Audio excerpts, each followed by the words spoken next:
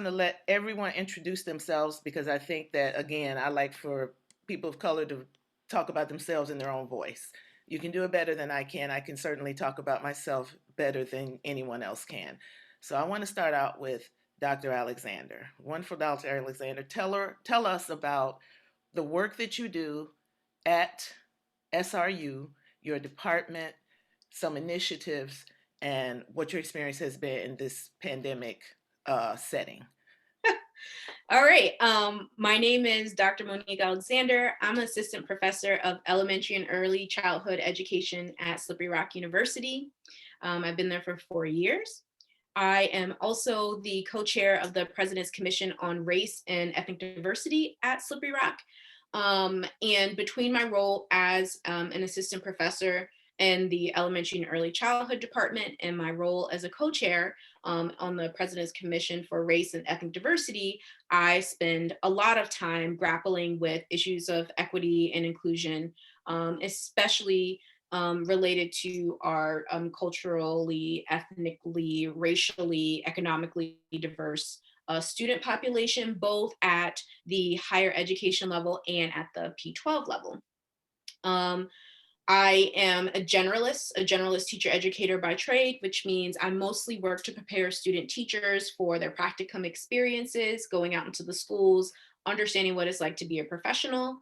And I also spend a lot of time in my scholarship learning and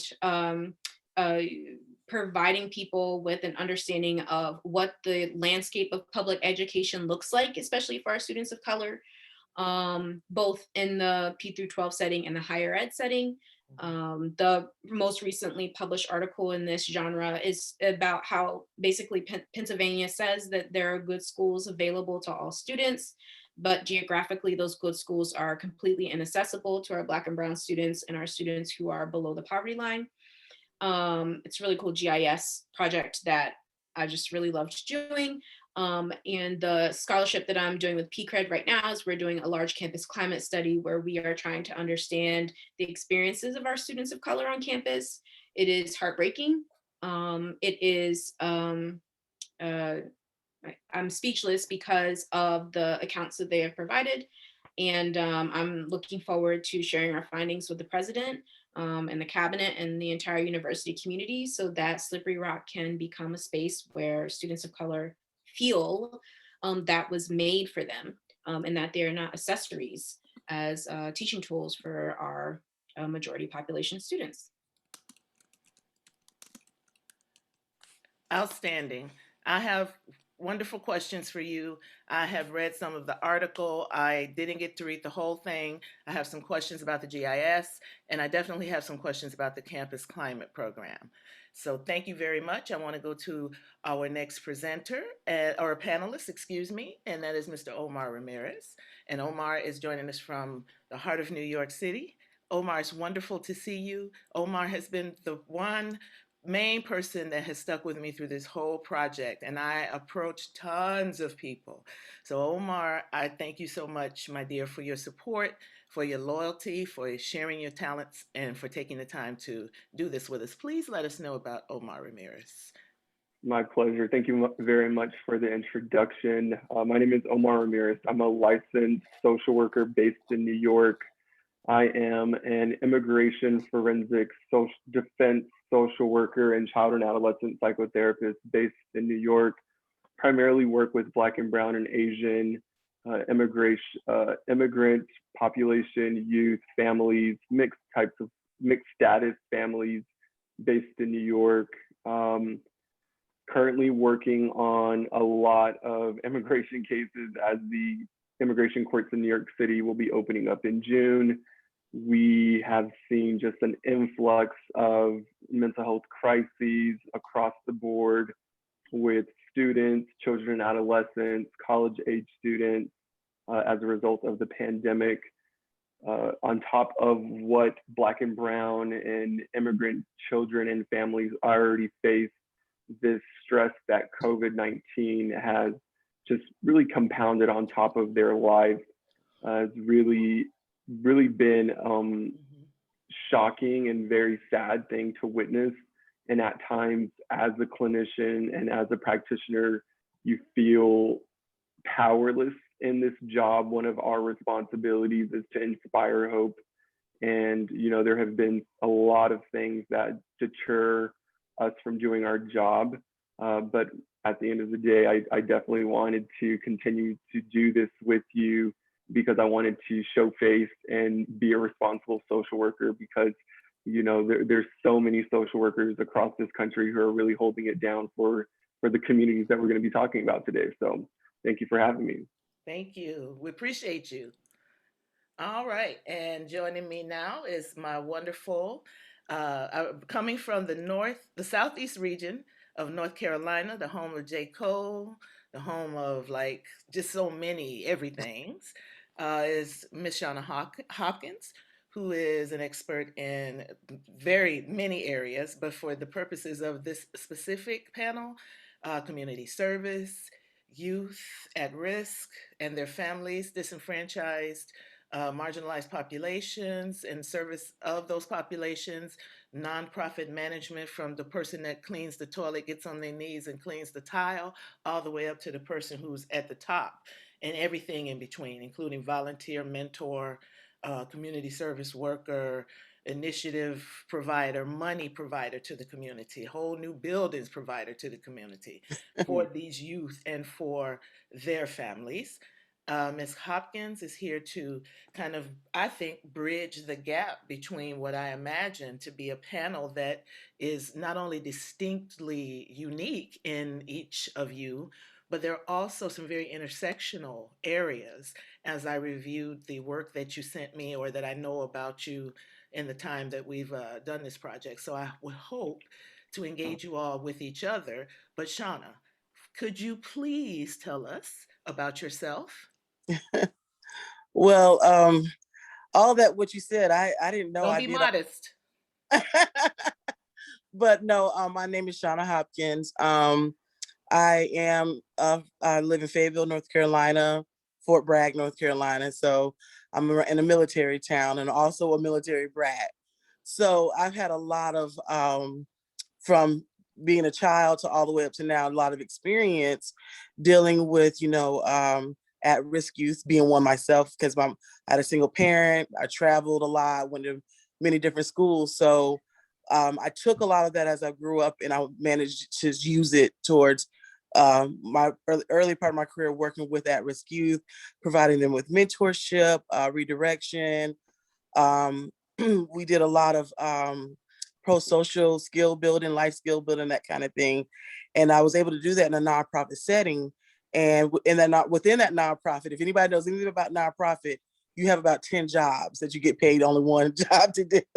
So at that particular, in the particular nonprofit, I had a chance to work with not only at-risk youth, but I got a chance to work with low income, poverty-stricken families, the homeless populations. We had an adult literacy program where there was people that didn't know how to, that had poor reading skills. And now, as we gotten more into the 21st century, it's also computer literacy skills, things like that we've come across. And I was able to work with all of that throughout my 20 years at the nonprofit agency I was at. And then I had a chance now to become an entrepreneur, and actually I'm a independent nonprofit small business consultant.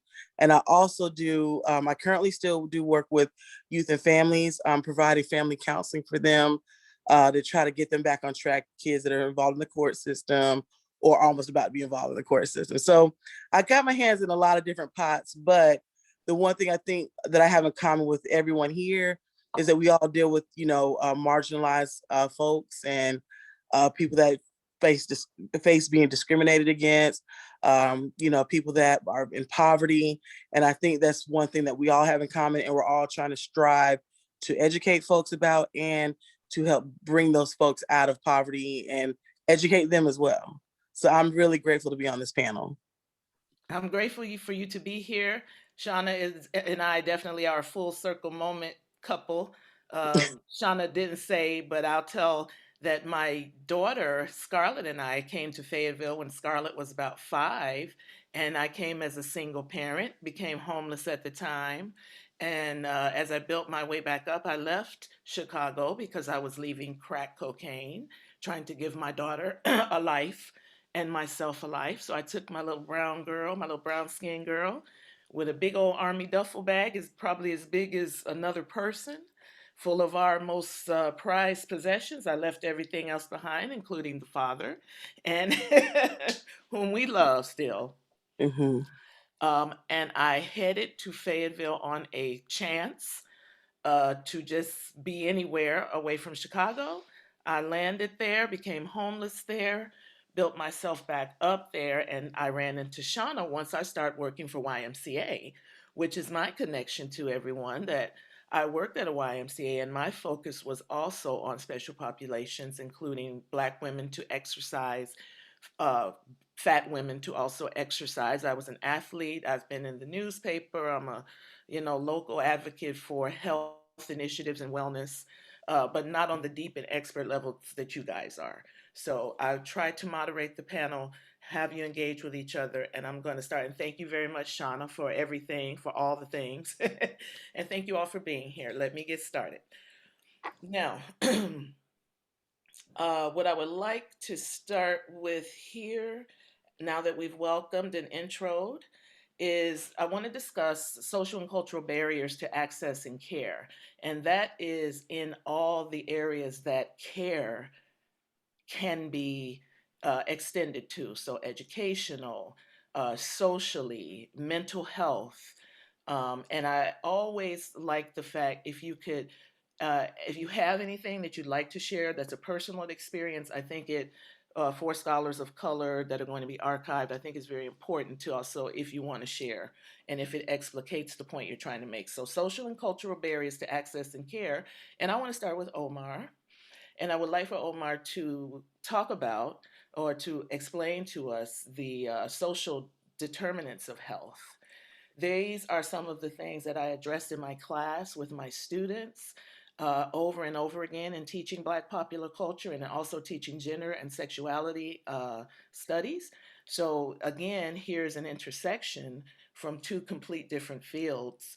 And I'd like Omar to talk about it from his perspective in the field as a professional. Omar? Uh, Absolutely. So I'm actually going to read the definition of what social determinants of health is or are based off what is on the CDC website. And they are the conditions in the environments where people are born, live, learn, work, play, worship, and age that affect a wide range of health functioning and quality of life outcomes and risk. And so these are, if you would, different domains that everyone has in their life that will impact and affect the pretty much the quality of life that you're going to live. And if we break them down in 5 domains, they would be economic stability, education access and quality, healthcare access and quality, neighborhood and built environment, social and community context. And so when we're thinking about any person, and not necessarily just kids or adults, but especially teenagers and kids, right? It's very important for us to understand what is it that the kid has as a protective factor. So when I'm working with children and youth or adolescents, college age students, we're thinking about what are the risks and what are the protective factors. So Dr. Monique or Dr. Alexander, excuse me, mentioned that she was doing a project or there was something to the effect of Pennsylvania mentioning that every student had access to quality schools in the state, and that wasn't the case, right? And so that goes into what we would call probably some type of redlining of districts where students don't have access to quality of education. She talks about school deserts. And so all of these different all of these institutions or lack thereof in these communities, particularly communities of color, will ultimately impact the quality of life, mental and emotional well-being of an individual, particularly the children and adolescents and college age students that we work with. And so if an individual is experiencing food insecurity, if they are LGBTQIA youth in the neighborhood, if they do not have access to quality health care, if they come from a neighborhood where they experience a lot of violence or they witness a lot of community violence, if there isn't clean water or really poor air quality in the neighborhood. All of these different environmental and social factors impact and lead to ultimately what is a culmination of the individual social and emotional well-being. Perfect. Dr. Alexander, what I'm interested in now, after hearing Omar speak, I had my list of questions, but what I'd like for you to do then is take that general description and can you speak to the point of education access and quality? Can you weigh in from your own perspective and expertise in that area? Sure. Um, I think one of the connections that's very easy to make between um, Omar's profession as a social worker, including the social emotional needs of our students of color, as well as their mental health needs. What we know in education that our teachers are 85% middle class white women.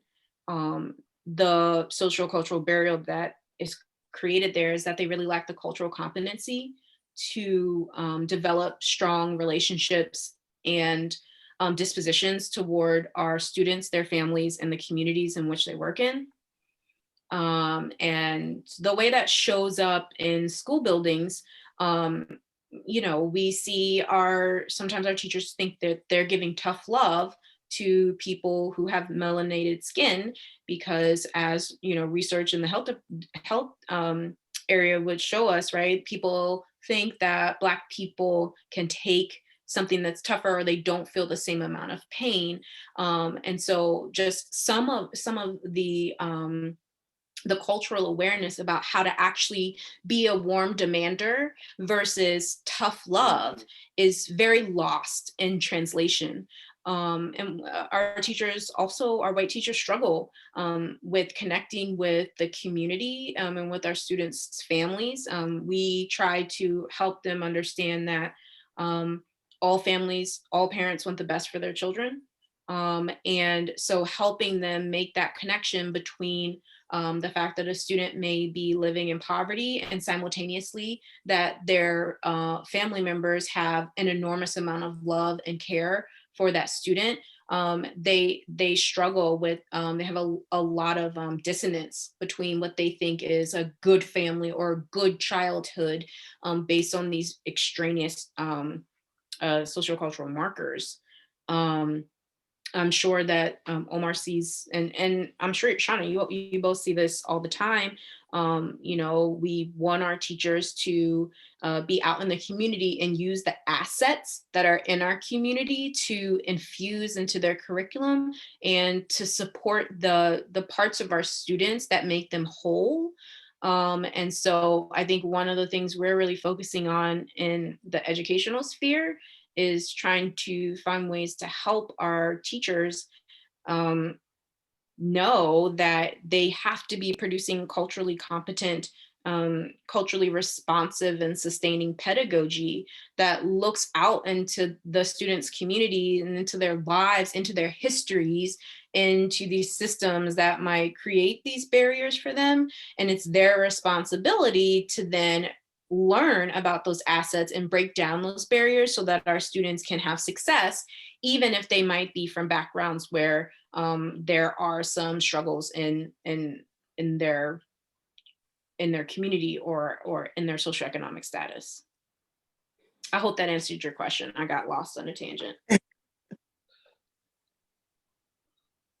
It absolutely did. You said so many things, and I know we only have so much time, so I'm just maybe going to have to save some comments and questions that I have for you typing in at the end. And if we go past the time, I will just email you. We'll talk about it. But thank you very much. And Shauna, I wanted to have you then take what Omar has spelled out generally and how Dr. Alexander has gone and focused really in on education access and quality. I know that you could speak to that as well from the pandemic about access to technology that that once the pandemic hit and students stopped being able to go to school, some of the students in the populations, many of the students in the populations you served had no real viable sustainable means of continuing their educations, um, in comparison to the mainstream, and higher caste, higher class, above working class sects, and also from rural to inner city to the main part of the city. There were differences in access to technology, and students were, education and learning were interrupted. But then there were superheroes like you from the community who stepped in to provide technology, at least to put put it into the hands of the children, and then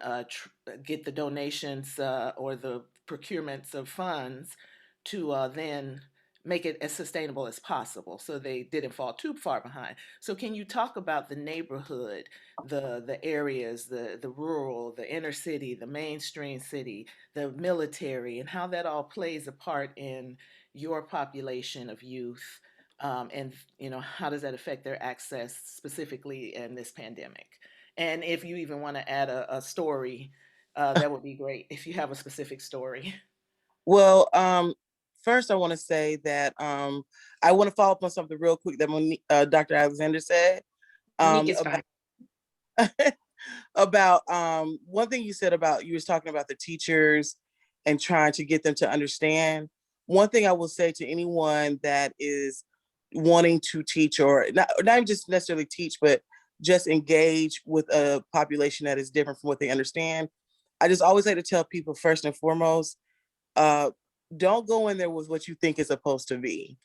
Always go in there with an open mind, and understand that people in cultures do things completely different than you may do it, because it made me think about this story that when I first started working with youth and getting the mentors, one of the mentors was like, they went to the house of the young person, and like, oh my God, we got to get DSS involved. That's Department of Social Services here, or CPS involved. I mean, it's just, they're living in poverty and this, that, and the third. So we went to the house. The house was clean, but mattresses were on the floor because they couldn't afford beds. But the kids were happy. They had food. They had blankets. They didn't have any TV, but they had lights and things like that. And so I had to explain to the mentor. I said, look, I know that you're used to, certain things. I said, but these kids are very well taken care of. I said, the parent is doing the best that they can do. And so it's not up to us to say, hey, you need to do a better job. It's up to us to say, well, is there anything I can do to enhance what you're already doing? So that's just, I just wanted to, that kind of resonated with me with what you guys were talking about. So I didn't mean to go back, but to chime into That's with perfect. Real life examples that happened recently, those are the best things, because again, they're going to look back 100 years from now and see these three people, four people of color and a student, and the student is learning something. Let's keep that in mind. And they're going to want to know the real deal, not the revisionist historical detail that's, slowly falling away into culture. But so thank you for that. I want you guys to engage with each other's material and expertise. So go on. Okay, so what I'll follow up with next is the thing about the little about Fayetteville, or I say Cumberland County. We're kind of a unique area because we have like we have the city, we have the suburbs, and we have the country. I mean, country, you know, dirt roads, farms, all that. So we're not like, when you think of it like a Raleigh or Charlotte in North Carolina, you're thinking of like, big cities and towns. And then we have our small, like little towns here that I call them little podunk, one horse towns, so to speak. But Cumberland County, we encompass like 4 or 5 different little cities and towns. And Cumberland County is spread out. So with that being said, when the pandemic hit and all the schools shut down, everybody was trying to scramble to see what to do, because although the pandemic was definitely tragic, and but it also helped in a lot of different ways. Like, it helped expose a lot of disparities that's in the school system. For instance, I know that a lot of times when I worked with youth, the teachers would give them homework to complete on the computer. Teachers always assumed that kids had computers, access to internet, and they didn't. And when they went doing their homework and stuff, they were like, well, why didn't you do it? Like, I don't have a computer, or my mom couldn't afford the bill, the cable bill, the internet bill. And so they just assumed that the kids had all these things. So whenever we went to the pandemic and the problem solved was, okay, we'll just do virtual school. We don't have internet. We don't have access to internet. We don't have a computer. We just don't. Our phone is prepaid. We have to do it by the minutes, things like that. It was really eye-opening to how many children lived in poverty and how our school system wasn't doing them justice in assuming that they had the things that they didn't have. So what happened was they got together here, and so they went to the different rural areas and they sent school buses out with Wi-Fi for the kids to access, to the different neighborhoods. And the story I'll tell is one of the stories I'll tell is I work, like I told you guys before, I work with youth and their families. It's called Strengthening Family Bonds.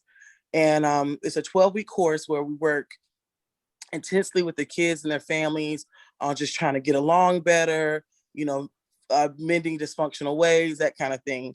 Well, because of the pandemic, normally it used to be a program that was face-to-face, but due to the pandemic, like everything else, we had to go virtual.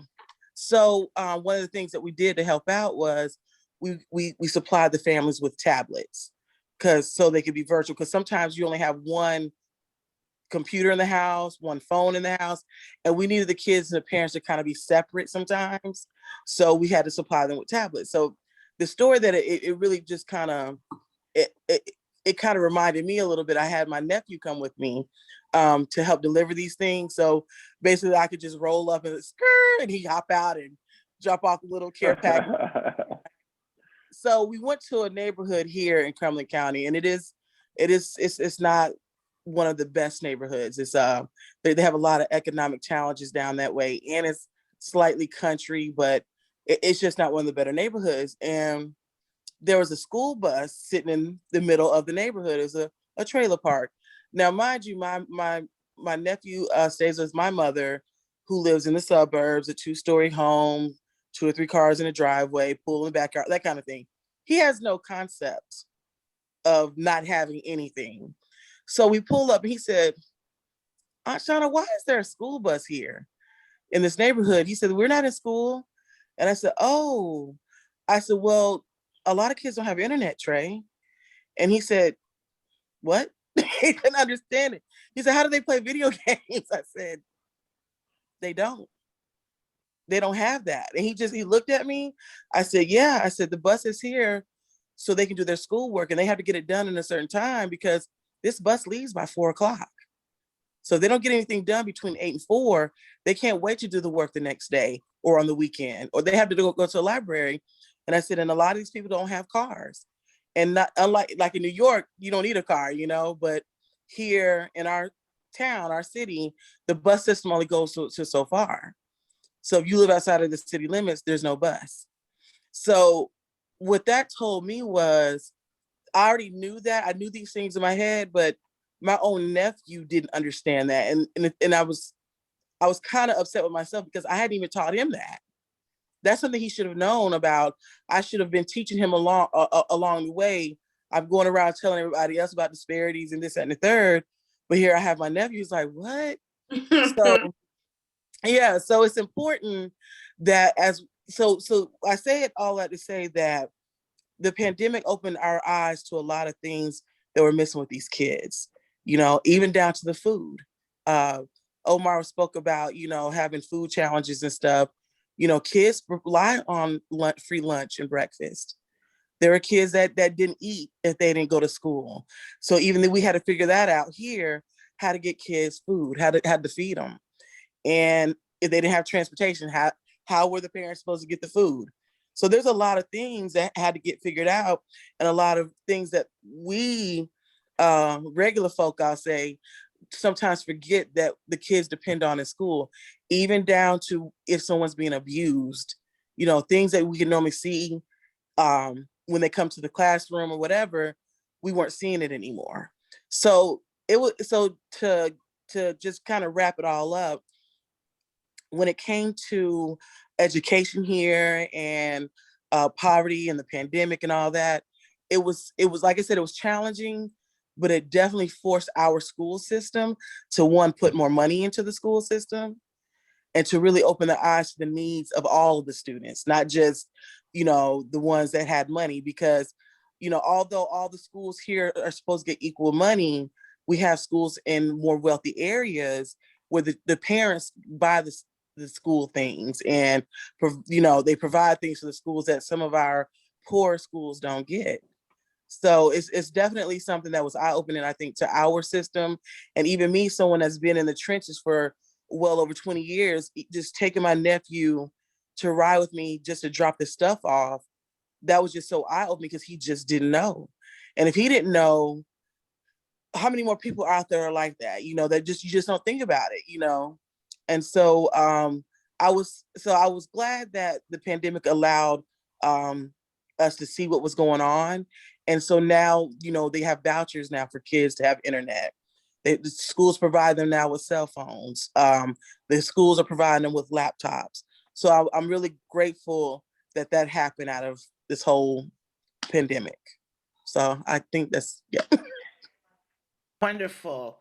And I am glad that you guys were able to tie that all in with each other's work. Now, I want to ask Omar, I want to direct a question to Omar that he mentioned, that also I have a passage from Dr. Alexander's, some of her recent work.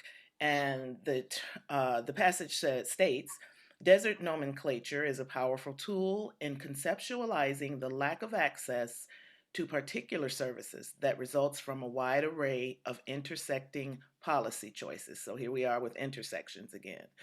This approach first became widely used in the 1990s to assess the prevalence of food deserts, which was a buzz term for a long time, and I've even heard that recently, working at predominantly white institutions in Ohio, specifically Bowling Green. So food deserts are areas that lack access to affordable and good quality, that's the key, fresh food. So the term desert can be applied to food, but I think that the broader term can be applied to all kinds and types of deserts could exist, including food deserts. So just with the desert nomenclature, Omar, would you expound on what you thought about when you first read that, or when you came across that term in the paper? And then Dr. Alexander, I would like for you to just follow up with piggyback on something that Omar says. Absolutely. I think for me, it was shocking that it became that easily apparent that there's quite a desert all around us. This country might be a desert in and of itself. And, Shauna alluded to that when she said, as soon as the pandemic hit, we realized, like, wow, there's so many needs that are not being met for these children, but we don't realize that because the background that we see they're setting in is in the classroom. So if we take that out, and again, and I'm going back to what I was talking about when I first started speaking in terms of protective factors and risk factors, well, the school itself is a protective factor for the students, for our students. In the school, they're going to receive an education. They're going to have access to some type of healthcare, whether it be a nurse or whatever medical professionals in the school. They're going to have access to attentive adults who are there, right? Oftentimes, the students that we're working with, they come from single parent households, or they're being raised by their grandparents. Some students might have parents who are involved in the criminal justice system, or their parents are working one or two jobs, right? And they don't have the adequate childcare that they need and they require to be attended to. And so this nomenclature of desert, it applies to even the Wi-Fi, right? Like, that's part of a social determinant of health. If we're talking about social determinants of health, that goes right into the neighborhood and environment built that Shauna was talking about, right? Like, there's a food desert, there's an education or school desert, there's a Wi-Fi desert, and what are the students going to do who don't have access to this on a regular basis? What is that going to look like for them? And it goes into the greater question of these students are going to be left behind, right? We already knew, there's already research on how students of color or marginalized students get left behind in terms of like reading and math scores throughout grade school. And it's primarily because and it's not because they're not capable or not able to do the work, it's that literally when they go for summer break, their parents for the most part are working and nobody's keeping up with the reading material. And so their reading levels drop over the summer. And then when they pick back up, their, for the most part, white counterparts are up to par with reading levels, and the Black and brown students for the most part have dropped. And so, you know, that translates years and years compounded of a deficit in learning. And it goes into, you know, what it'll look like for students to stay in school, for students to graduate from a high school or obtain a GED, and then going into what college is going to look like, right? Yeah, that actually reminds me. I had one young man. His mom couldn't read.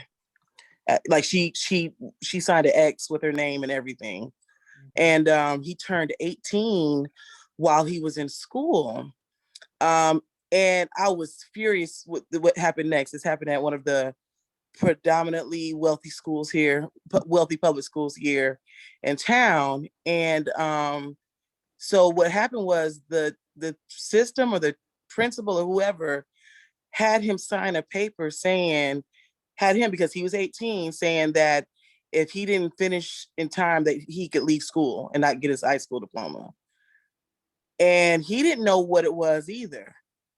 But because he was behind, because he was going to be 19 as a senior. So I think he was a junior, and they didn't want him to be in the school any longer. So they didn't give it to his mom because he was 18. They made him sign it.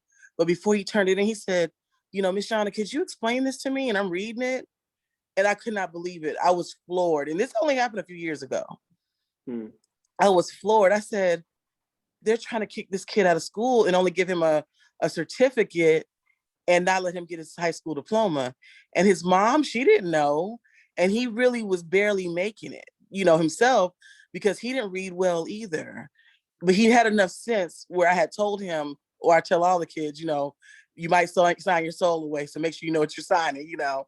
I always said that jokingly, but thank God, because he came to me and he showed it to me. And I went to that school's, his school social worker, and I lost it. I said, what, this is how you do kids of color? This is what happens? You know his home situation. You know that they live in one of the poorest areas, because this particular school, you either had wealthy white kids or extremely poor minorities. It was Clitha knows what school I'm talking about too. Yeah, it was my daughter's high school. Yeah, I constantly struggled to yeah, keep her mental health and self-esteem up because we were the poorest of the poor in school with the wealthiest of the wealthy. So yeah. I mean, I'm talking about top tier wealth. yeah, They so much they could really be going to the private school down the road that's $20,000 a semester. yeah. So so it just really infuriated me. So when you say that, Omar, that just really reminds me. I completely forgot about that happened until you just said that, and it is they really do kind of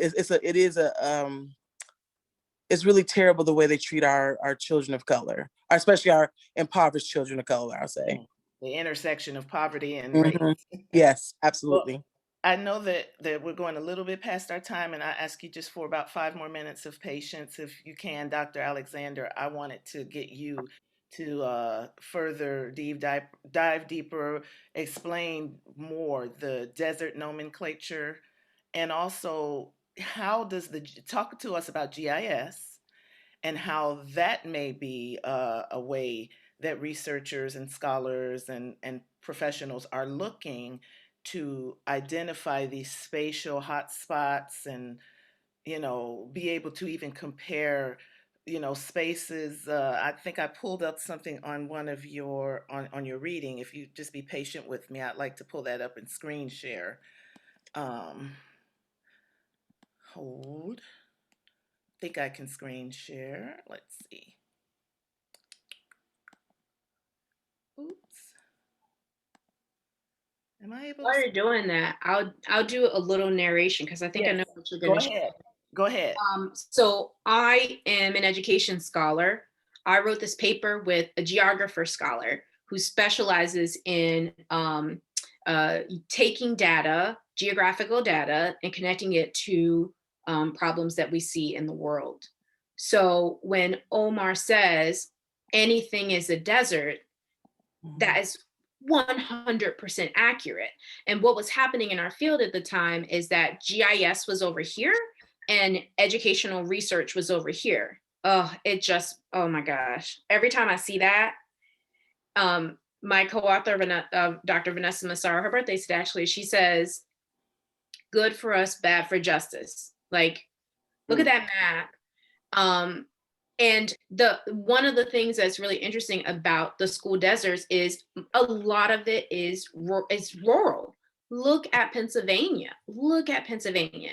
This tiny, oh, you can't see me, but the tiny dot right in the center is the town that's an hour away from us. That tiny, teeny, tiny dot right there in Center County, right in the middle. That's us. Oh, this one. This one? Yep. Yep. That's a town that's an hour away from us. So technically, my children are in a school desert. We do not have technically have access to high quality education in our school. And so when Omar says everything is a desert, the way that we put the desert nomenclature, we use the desert nomenclature is we create these boundaries and these criteria to decide what is a desert, what is in the desert, and what is not in the desert. So for this particular criteria, we said if you could drive to your school, it was a 10-minute drive, or it was a 1-mile walk. If you could either drive if you're in a rural area, you might drive 10 minutes. If you were in a more urban area, if you could walk to your school within a mile, those were the desert boundaries that we used. And so we took that nomenclature or those criteria directly from the food desert literature. And it can be applied to almost any context. I mean, we had to wiggle it around a little bit, but they do the same. There's a reference to healthcare deserts. There are mental health deserts. Wi-Fi deserts are definitely the next thing that's coming up in GIS research for sure. And so we spent a lot of time figuring out how to create the criteria that would demonstrate how easy or how difficult it was to get to schools. The other thing that really sparked me that the panelists were talking about is this idea of learning as a continuum over a year, including the summer, as Omar pointed out, and also over a lifetime, as Ms. Hopkins pointed out. And one of the things that we're seeing in COVID right now is they both talked about a huge disparity in access to education depending on your socioeconomic status. What we're seeing right now in COVID is that our more wealthier students are in these pandemic pods. And there are different types of pandemic pods. So for example, we are lucky enough to be in a pandemic pod with another family where we transport our kids back and forth, and we have a babysitter, and that person comes a couple days a week, and they're allowed to be in a space together, but at school they have to wear masks, all of those things. People who are at a much higher income level with me, like Vanessa, her son is in a pandemic pod where he has a hired teacher. He does not go to public school at all. He is not at a sanctioned school in any way, shape, or form. Their pod has hired a teacher, and she runs a 1-room outdoor schoolhouse. And so Gabriel is able to spend time with his other 6-year-old peers. And then in the afternoon, if he likes, he's able to hang out with his a 15-year-old who teaches him gym. And so there are so many different pandemic pods that are available to people who have not only money to pay a particular teacher, but time to be at home with their kids so they can split duties between houses. We have friends who have room schoolhouse here on this day and here on that day, and they've purchased all the curriculum, and their parents take off once a week so that they can run the pod school, and the grandma runs the school one day, and and all of those things.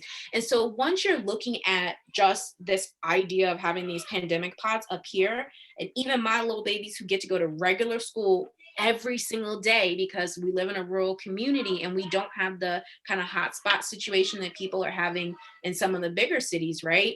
My babies still have to go to school wearing masks, socially distanced from both their friends and their teachers, right? And so the intimacy that comes with learning, the type of activities that you could do in small group work that normally you can't get that individualized attention anymore. So even they are at a disadvantage. Even though they are socioeconomically available to have a pandemic pod, they're in a public school that does not give them the same type of learning environment that they would normally have. And then we have our students who are at home, right? They're either at home with a one-on-one adult who can support them through the learning process. So basically they have their own personalized teacher, or we have our students who are at home, they're taking care of themselves. Maybe they're with their iPad and their computer. As Shauna mentioned, they might have Wi-Fi sometimes, maybe they don't. Maybe they have someone who's forcing them to get on every day, maybe they don't. And so this idea of, Omar brought up this idea of summer loss, this pandemic educational loss is just going to be enormous. And we are not in any way, shape, or form prepared to deal with what we're going to see in the next 5 or 10 years. Thank you very much. And let me start my video. I'm going to stop sharing my screen and I'm going to move on to my next questions. And hold on one second, please. All right. I did want to ask you just a little bit more, Dr. Alexander, to just tell me a little bit more, tell us a little bit more about the Campus Climate Initiative. And it sounded interesting to me, and I know that for the most part, it sounds like it's directed toward the student population, understood and understandable because that is the main population. But I am interested also as a person who is within the population that falls into some of these categories of precarity. So I have, along the time as a student trying to get my dissertation, been displaced, underemployed, living in poverty, homeless, in transitional situations, food insecurity, not able to sustain a good quality diet without it being some other piper to pay, such as utilities and having access to Wi-Fi while still working and being a professional and the Frederick Douglass Institute scholar. And unfortunately, that's a conversation that many people are embarrassed to speak. It's stigmatized, but I'm never one to be afraid to speak. Because if someone doesn't say something from the population, and it seems as if there's not a problem or if there's not an issue there. So we do have faculty of color at our predominantly white institution, Slippery Rock University. I was there temporarily, and I, as much as I could, got to understand the culture of the greater surrounding community, the university community, the department for which I teach, and of course the Frederick Douglass Institute. How does this campus initiative, if at all, address the underrepresented faculty? Or if it's just a student initiative, please explain to us its current state and how it's going to be used on the campus. Thank you. Sure, I'll try to quickly address both of those. Yes. So the Campus Climate Initiative was born out of the student, the best way to describe it is their complete disdain and disgust with the university's response to the killing of George Floyd, Breonna Taylor, And Aubrey, I'm sorry, I'm forgetting his last name. I deeply apologize. Maud Aubrey. Thank you so much. They had been at their wits' end, and I think as President Barry tried his best to create a statement that would show solidarity and support, because of all of those events happening simultaneously and the uprisings that occurred around the country. And very closely thereafter, there being a video surfacing of students who were coming to Slippery Rock who were saying racist and anti-Semitic comments.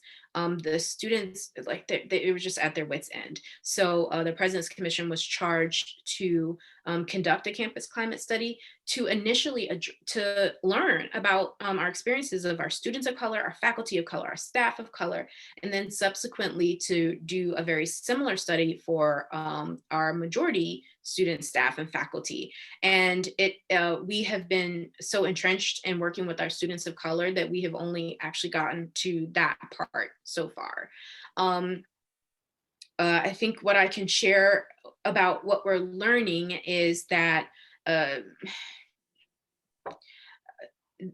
generally speaking, Slippery Rock is looking to be an inclusive space and simultaneously learning what that means and how to create that space. And it's a little painful. Yeah, so our students are bearing the weight of being a part of the generation or of being a part of this community where we recognize that something is not right and are actively trying to fix it, because there's no word. But also it is such a painful growing process. We are learning by mistakes and as we build. And so we have learned a lot of heartbreaking things from our students. We are really looking for the light. I promise we are.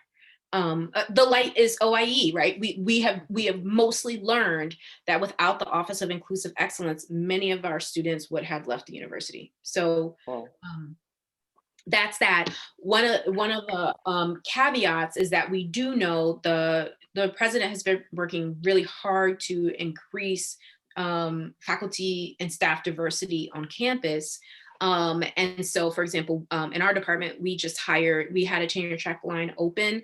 And I think we did a really good job of writing a job description that would recruit a person that had a critical and anti-racist lens. She just happens to be a Black woman. And so we feel like we are fulfilling our mission to the university by bringing a person onto campus who we know is not racist to begin with and happens to be a person of color.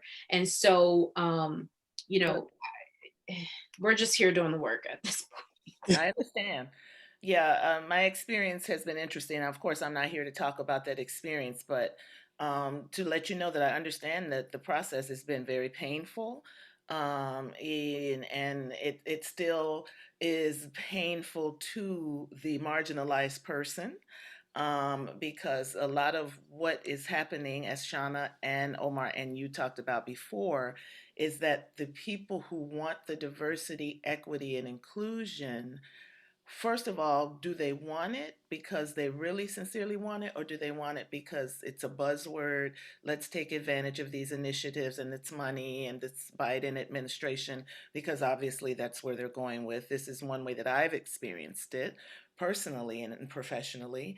And in addition to that, when you are sincere and you do get into it, the people are still fragile and injured. And when I say the people, I mean the dominant and mainstream population of the campus. And that's understandably so. I present a class that can make students and instructors uncomfortable, although all it really is me telling a true story. So I've had my students asking me, like, wait a minute, what happened? They did what to who? They still doing what to who? So the students in my classes are predominantly white. And so they are gagging every day And I've had people visit my classes just to witness, these students, but incredibly so, they're doing wonderful. So I do have hope and light. And I'm so glad, even, that you're part of this initiative. And I want to encourage you to do as much reaching out, hopefully, as you can to also the students who are white, to get them, they want to do something. They've been given the knowledge by me. I don't know how they will continue. This group of students I know what to do. But I don't know what's going to happen after that. But yes, the mainstream or the dominant population on the campus is asking for something that I don't think they were ready to receive. Diversity, we're okay with it. Equity, eh. Inclusion, not so much. So that, and the cultural competency was mentioned. That's I started the FDI year based on looking at cultural competency as a way to um, regulate or diminish the disparities in the culture. So thank you very much for that initiative. I wish you all the best. And even if I may not be in the same space work-wise, I hope that we continue to work together, all of us. One more question that I want each person to address on the panel from a professional, and if you would, allow us a personal part to emphasize, and that is how has, in addition to the pandemic, but the racial reckoning that we all have probably been experiencing, maybe a lifetime, God help us. I don't want to assume, I can only speak to my almost 6 decades.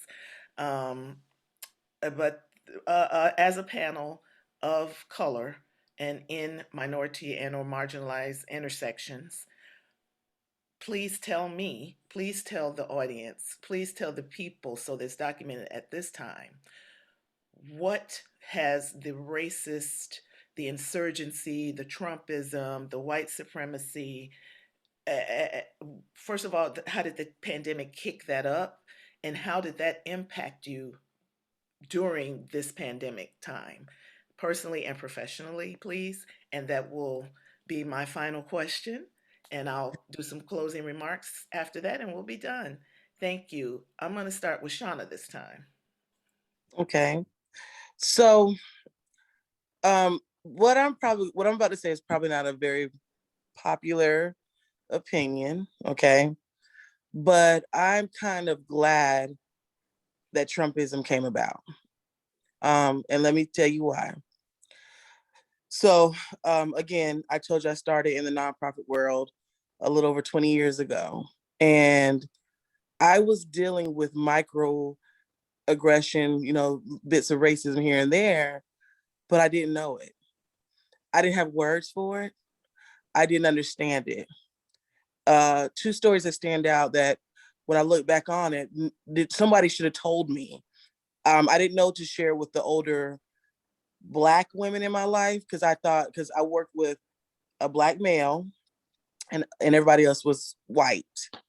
And two things that stood out as I reflect was one time I was just, 20 something years old, bubbly, whatever.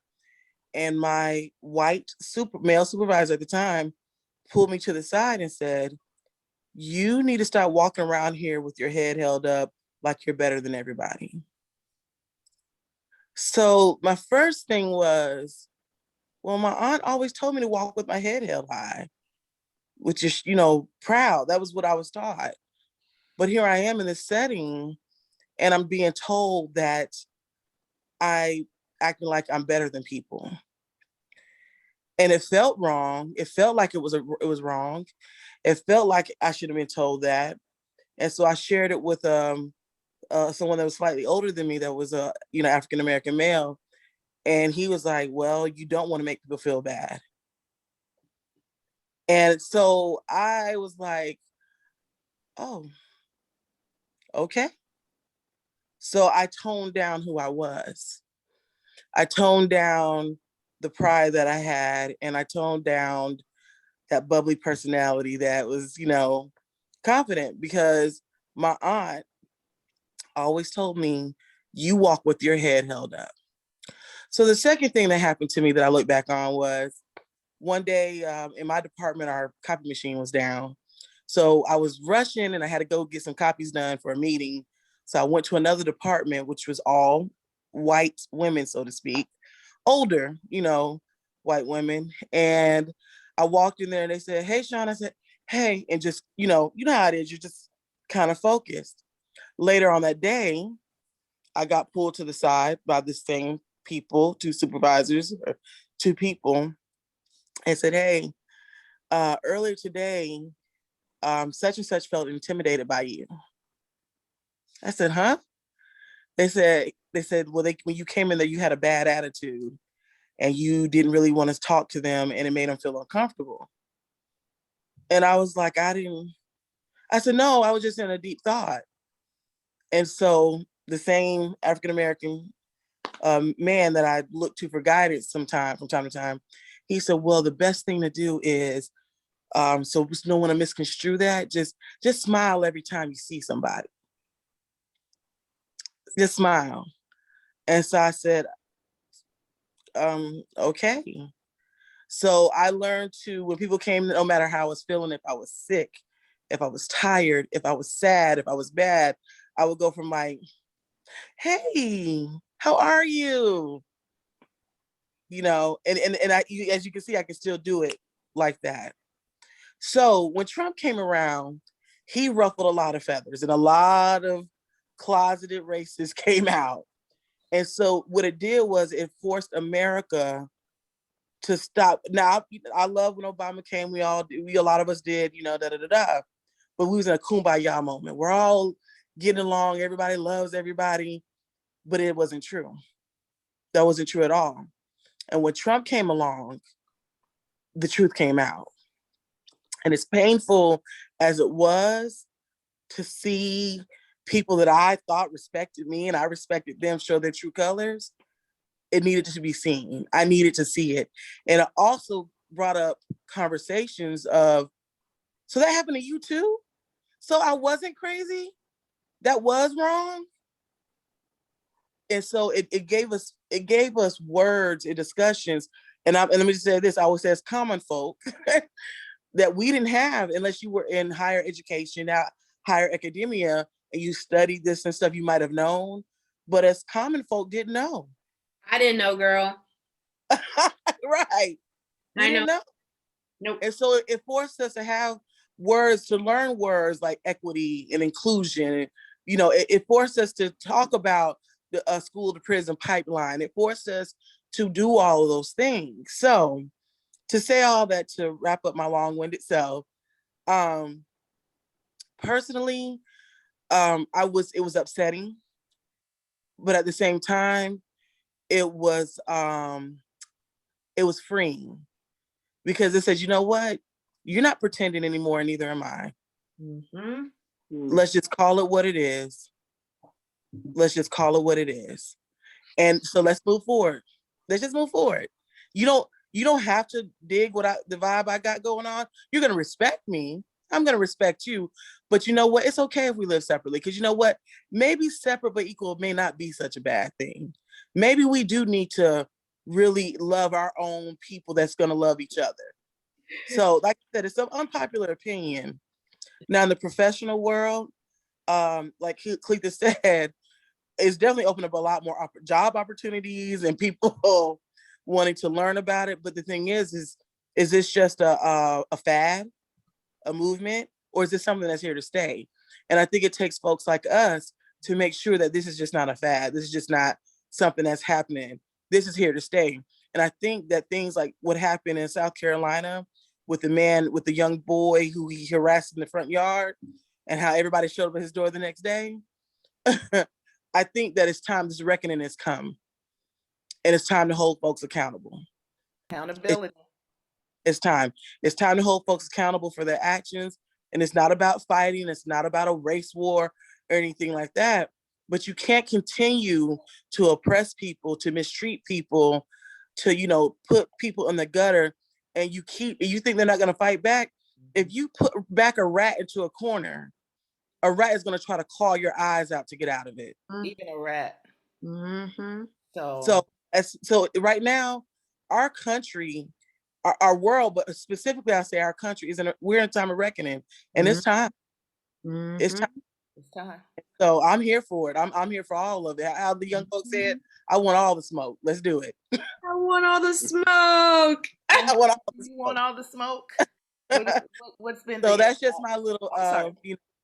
2 cent. Didn't mean to go, get all radical, but that's just some of what happened with me. And We need I your share that as if someone is looking back on this in years to come, to say, if you are that person that's the minority in the group or you're marginalized and something doesn't feel right, 9 times out of 10, it's not right. It ain't right. It's not right. Follow your instinct. And if the person you go to still like, no, you're crazy, go to someone else. Go as many people as you need to go to understand, to get a clear understanding of what's happening, what's going on.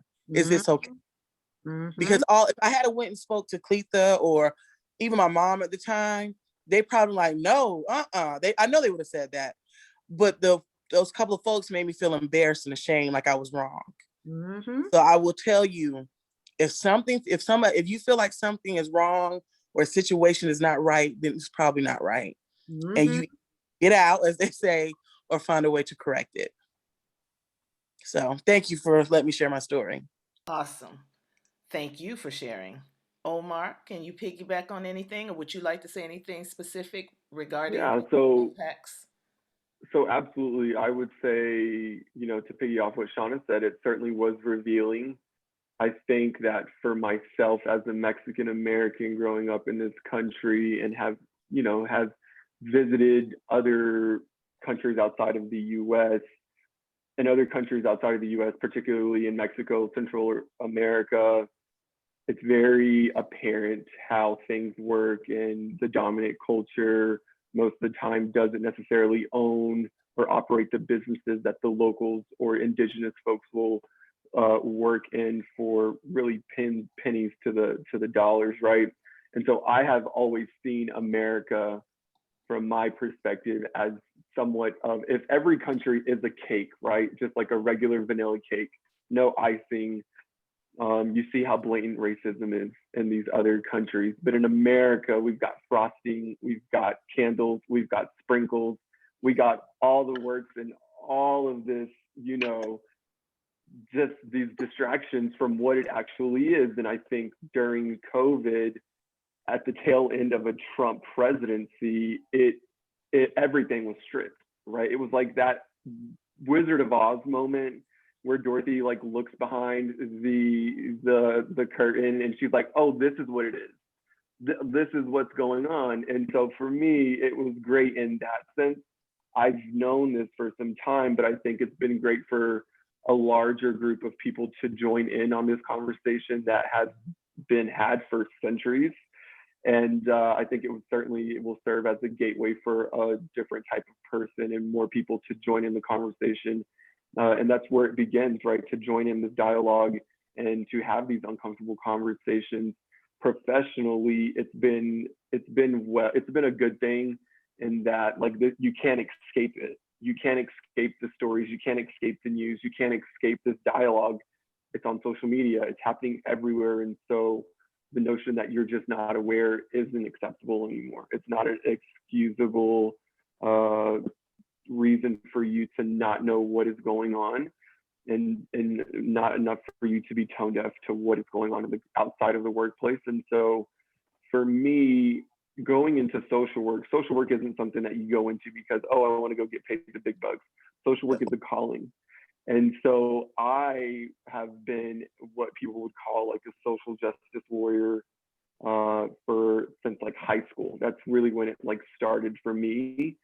And then I got into social work, and all the community stuff that I was doing in high school and in college, I stopped doing once I got into social work, because it was I'm just going to do this. I was getting paid to do what I was doing already.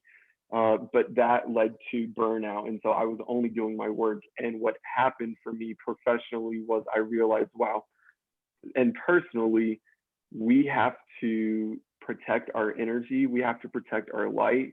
We have to make sure that we're surrounding ourselves with people and images and messages and music and art and food and just our culture that's going to refill our cup, and to really protect our light, because it really is up to us, right? So wherever we are at, it's important for you to take care of yourself in Fayetteville, for you to take care of yourself in rural Pennsylvania, for you to take care of yourself. I'm not sure if you're in Chicago or if you're in North Carolina, Clitha, but and for Sarah, to everyone, we have to take care of ourselves, because if we're not taking care of ourselves, then we're not able to carry that little flicker of the candle that we have in the grand scheme of things, and to pass it on to the next person. And so for me, this is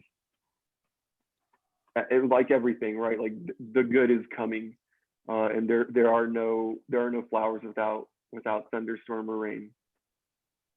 I like that. Yeah. Left us on hope. I want to give Dr. Alexander a chance to tell us about her experience or piggyback off of anything she's heard, and then I'll get us wrapped up for the evening. Dr. That Alexander. hit me so hard, Omar, the take care of yourself, because the only thing I could think about is that I have been in survival mode since the day I was born at 30 weeks. So I, as a Black woman, I slipped out of here and I was like, let's go. I'm gonna need to gain some weight. I'm gonna need to get out this NICU. I'm gonna need to go home. I'm gonna need to, and I don't, I have, this is just kind of, I don't really know. Like, I don't like it now. Now that everyone keeps saying, like, take care of yourself. I'm like, what do you mean? When I get tenure, right? So, like, but, as far as COVID goes, like 3% of Black women hold PhDs.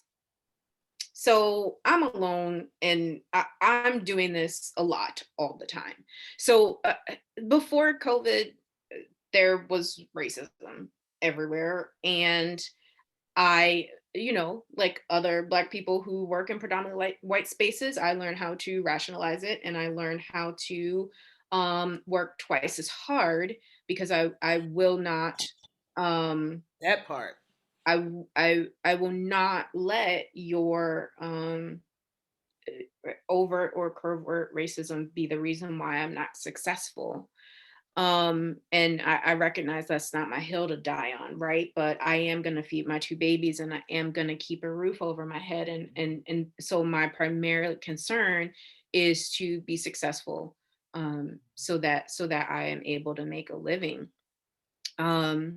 The transition to COVID was exhausting. I like I said, I have 2 small children. I have a wonderful husband. He is amazing.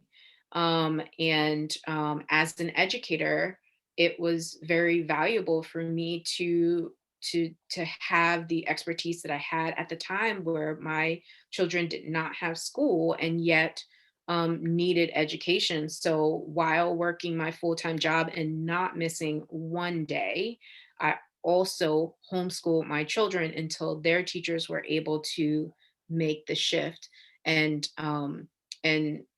provide them with a more structured education. And so I honestly don't remember most of the beginning of COVID.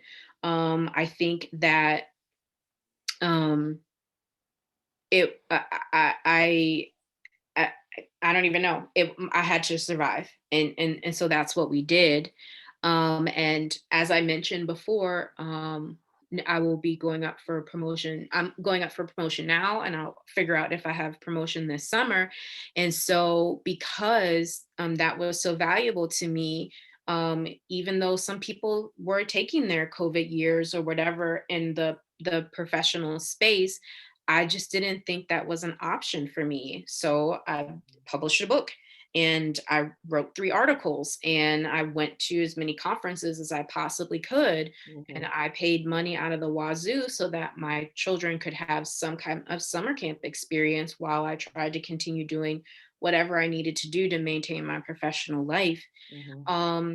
The light in making the transition in COVID and being a Black woman and dealing with the clear systems of oppression and racism and lack of understanding of any of the peripheral identities anywhere is that the white women in my department were so over it that we spent the summer changing our departmental mission, our entire departmental mission and values.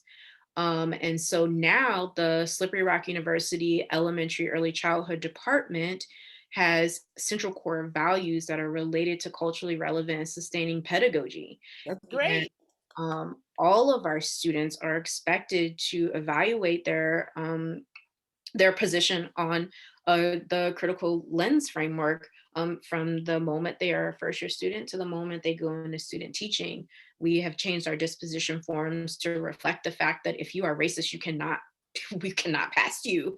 And if you do not understand the tenets of cultural competency, you cannot be in a classroom. And so I have a very it was such a hard year, but I feel the light for me is that I was able in this time um to use all of the things that my blackness has given me in Woo. this Thank you, world ancestor, for to, giving it to yeah, Monique.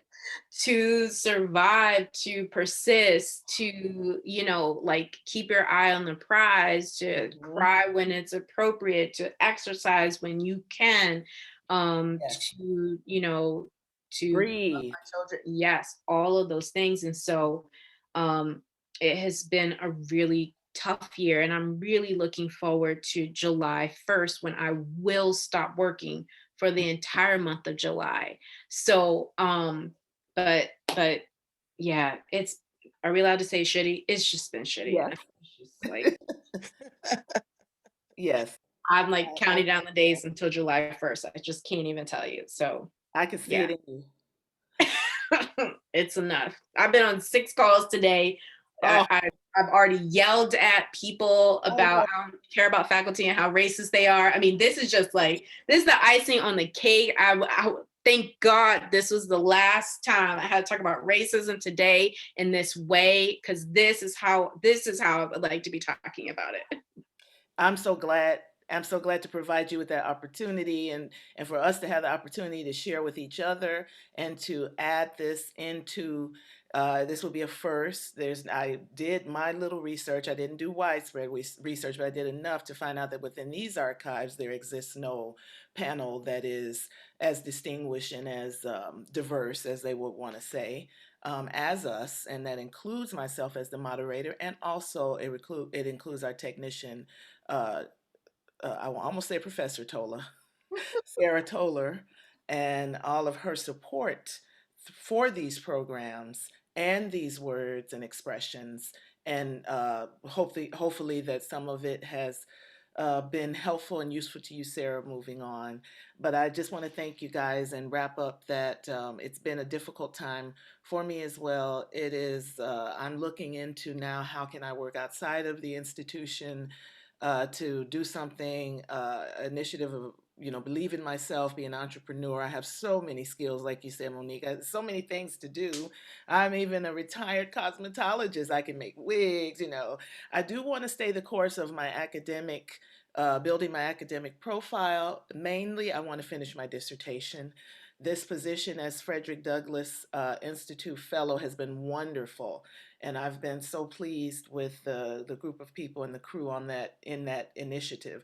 I will say, however, that the teaching, although it has been wonderful for me, and probably I would venture to say wonderful for my students just from their responses, it has disenfranchised me as a professional, as a woman, fighting, fighting out of poverty, fighting out of homelessness, aging, menopause, food insecurity, an exerciser, a mother who's extremely supportive economically as much as I can, and love to my children. It's been difficult here, and even more so by the fact that working with predominantly white colleagues in the department, um, just again, it was a lot of the same old, and I didn't want to be in a position to be the teacher or the black voice or the black person or some specific kind of black person that I'm not. I just want to be myself for God's sake at almost 100, to do and say. I have lots of valuable things to say. I want to say them in a truthful way. I say them straightforwardly. Anybody that knows me, I'm not here to hurt, offend. I'm very friendly and loving, but I don't have time for the frosting that Omar talked about. So I just give the vanilla cake, and then everybody else could do the candles, frosting, whatever they need to do with it. I'm speaking up for people who didn't have the chance to speak. That includes my immediate family. That includes many people from the Bronzeville community. All the things that we talked about with redlining, restrictive covenants, violence, lynching. Emmett Till's from my community. Eugene Johnson, 1919, the Red Riot in Chicago, killed for his toe crossing Lake Michigan into white territory, 19 years old, bludgeoned to death, started the Red Summer in Chicago. The list could go on and on. Fred Hampton, my brother's friend and comrade and uh, idol at the time, Curtis Mayfield. I mean, the way that the king came for the civil rights and got hit in the head with a can. He said Chicago was the worst he's ever seen when it comes to racism, and that was punctuating that end of the civil rights, the post civil rights. So it's a lot to have absorbed and have to give, and then to have to put frosting on it too. So I'm not doing that. I'm going to use these talents and hopefully move on to where I can make a difference in my own life, and in the life of those around me and other lives. But I have appreciated this time greatly. I've learned so much. It's been a wonderful opportunity. I'm glad that you guys were able to meet with each other. If you guys, I'll probably send something that gives everybody a way to contact each other, that's not through SRU, because I don't know how long that account will be available for me to connect you guys to each other. And we will have Sarah wrapping up our wonderful panel discussion on mental health, education, community service, and the intersection of all of those wonderful things. Thank you again, Omar Ramirez, Shauna Hopkins, Dr. Monique Alexander of Slippery Rock University, and that's a wrap. Thank you.